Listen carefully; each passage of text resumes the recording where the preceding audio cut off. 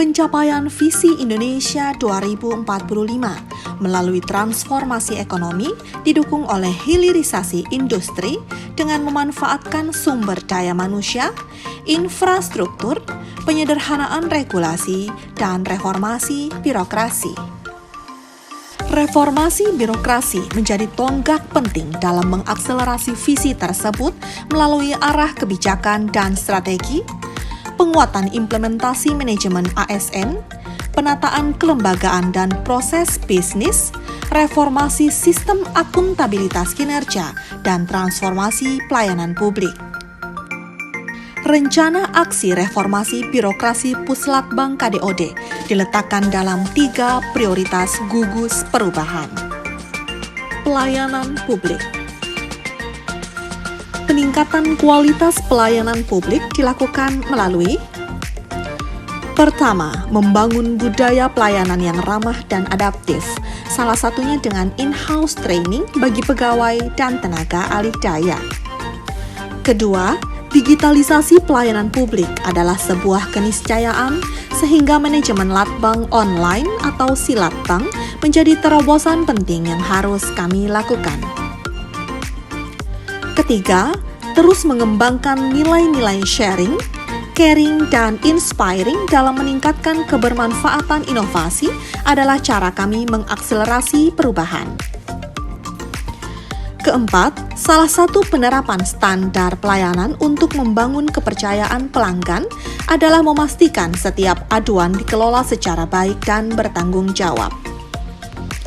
Dan kelima, separuh kesuksesan Puslatbang KDOD dalam mengembangkan kompetensi ASN terletak pada kemampuan mengelola para alumninya.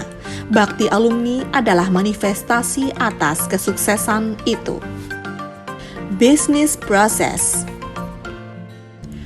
Pengembangan satu datalan perlu mendapatkan dukungan dari setiap satker. Untuk itu, upaya mengintegrasikan semua sistem informasi dan teknologi adalah kebutuhan di Puslatbang KDOD. Kami sadar dibutuhkan dukungan infrastruktur yang memadai untuk mencapai harapan itu. Komitmen Puslatbang KDOD untuk menjaga kualitas pelayanan dilakukan melalui penjaminan mutu, pencegahan penyuapan, dan pengelolaan risiko dengan standar ISO. Untuk menjamin keberhasilan pelayanan yang berkualitas, kuncinya adalah komitmen integritas yang dibangun melalui survei layanan bebas dari korupsi, pesan integritas, ethic corner, dan kampanye integritas secara berkelanjutan. Organisasi dan SDM. Manifestasi ASN Corporate University adalah memastikan pengembangan kompetensi ASN dilakukan di tempat kerja. Berbagai inovasi terkait dengan itu antara lain adalah sistem perencanaan pelaksanaan monitoring dan evaluasi Bangkom e-MOBA, kelompok budaya kerja, dan leader talk.